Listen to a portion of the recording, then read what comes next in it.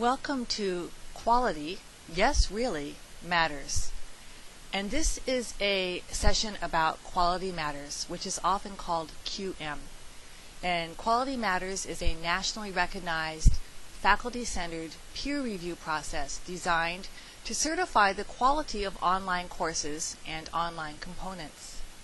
Colleges and universities across the country use the tools in developing, maintaining, and reviewing their online courses and in training their faculty. So I wanted to give you this introduction to Quality Matters by starting with going through their 8-part rubric that they have of different things that instructors should be thinking about when they're designing their online courses. So I'm going to take you very quickly through these, the rubric, the main parts of their rubric, and you can be thinking about these as you continue on with the in-service and you're thinking about your own courses or course and how you might apply and be redesigning some of your courses. So the first thing that they talk about, and this is a very important part of all online teaching, is the course overview and introduction. So this is when the student lands in your course, they're thinking, first of all, where am I? And this question is poised here from the student's point of view, because when you're looking at your course and designing your course, you should always be thinking about what is the student going to be thinking when they get here. So where am I is their very first question, and that needs to be answered very clearly from you. You are here. This is my course. This is what we're going to be doing. This is who we are. So that's the first thing that needs to be answered when the student reaches your page, your home page. The next thing they're going to be asking is, which way do I go? And so where they need to go next needs to be very clearly addressed at the very outset of your course, and how the course is going to be laid out for them to go through. So that's the first thing you need to address. And then also they're thinking, why am I here?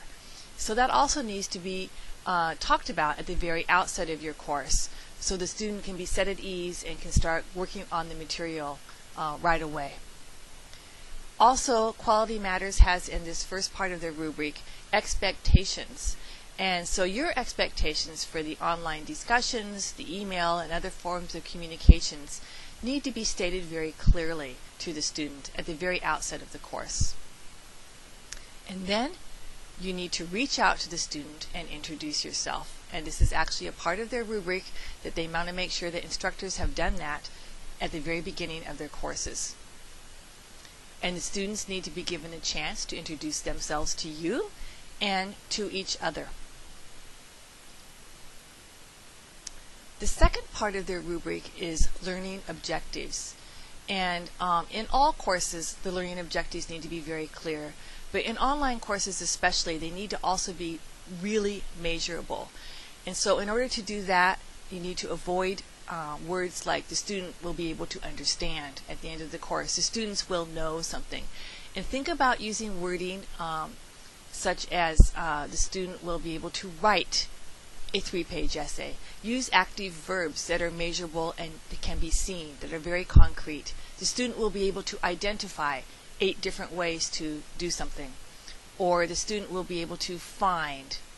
The student will be able to correlate these different ideas or these concepts. The student will be able to explain 3 different ways to do something.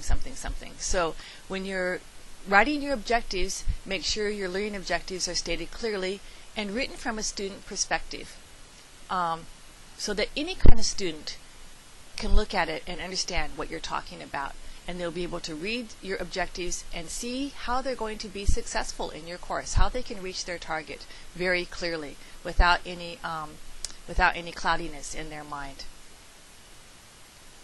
Part 3 is assessment and measurement, and this goes back to a little bit of what we were just talking about. But when you're assessing your students, the course grading policy needs to be stated very clearly, so they can see exactly what they need to do to be successful in your course.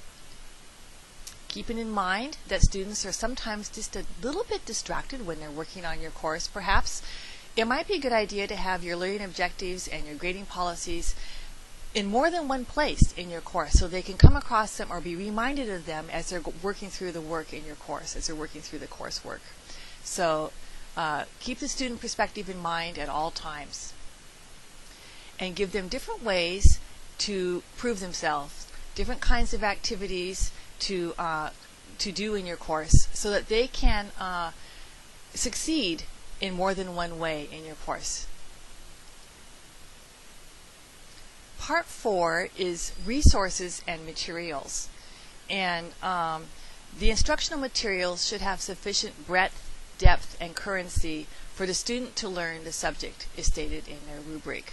So, of course, there's the traditional reading assignments, and you might use books or online readings for your students.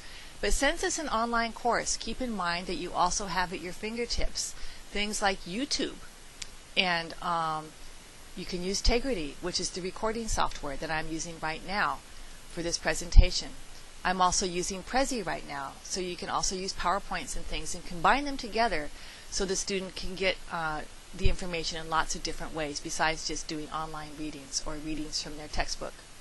TED Talks is another great online offering. There's lots of things here that, of course, you're going to have to be kept up to date with in order to give you the information to your students in the biggest variety of ways as possible. So even more than a classroom where at least people are wearing different outfits and they have different kind of weather they're going through to go to your class, every day is just them and the student and the computer. So the more variety you can give them, the more interesting your course is going to be, the more you're going to keep them engaged and interested in what you have to teach. Part 5 they call learner engagement. And they list 3 very important things to keep in mind. That there should always be instructor-student engagement with the lessons. There should be content-student engagement with the lessons. And then, if possible, there should also be student-student engagement with the lessons. And the learning activities should promote the achievement of the learning objectives. So, getting back to your students, communicating with your students, keeping them going, interacting with you is a very important part of online teaching. And then making everything clear, the requirements for the student interaction need to be very clearly articulated. Part 6 is course technology.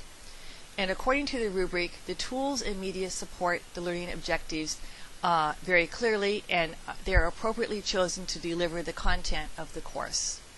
So the tools and media support the objectives and student engagement as well. So when you're working with the online course, you should make sure that you're guiding the student to become an active learner in the course, and make sure that your course takes advantage of all the different ways that they can use the online environment to become an active learner. And you can combine different things together in order to make the best of your teaching situation. Part 7 is learner support.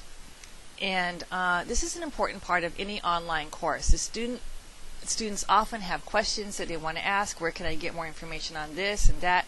And how does RTC support me, for example? So you should be able to know that we have a wonderful library support system. We have a wonderful library. You'll be learning much more about the library further on in the in-service. There's lots of great tools there for you and your students. And whenever they have questions, you should be able to link them up with the right people and the right places to go. So when you're putting your course together, putting together these links is very important. The last part is accessibility, and this is a very important part of online teaching because there's so many students out there, as you probably know, and different issues and challenges that they have in making sense of your course. So make sure your course is as accessible as possible. The UDL, Universal Design for Learning concept is something that you should all be very familiar with. If you're not, there's different ways we can get you more familiar with them. But this is giving universal access, is teaching every learner. So teaching your students in a way that's as engaging and as accessible as possible for all of them. And keeping in mind, as you develop your course, try to think of more than one way to teach everything that you teach, so that you can catch everybody. You can catch the greatest amount of students as possible. And again, back to the links and the library, and making sure that your links page is clear, that the links are updated, and any questions the students have regarding research, writing, technology, tutorials, those kind of things should all be there for the student to resort to if they need help. So this is a basic overview of the Quality Matters rubric, and if you are interested at the end of this in-service in learning how to become trained as a peer reviewer, please contact me. There are online courses for this, and we hope to set up an internal peer review team here at RTC. So in the meantime, enjoy the rest of the in-service.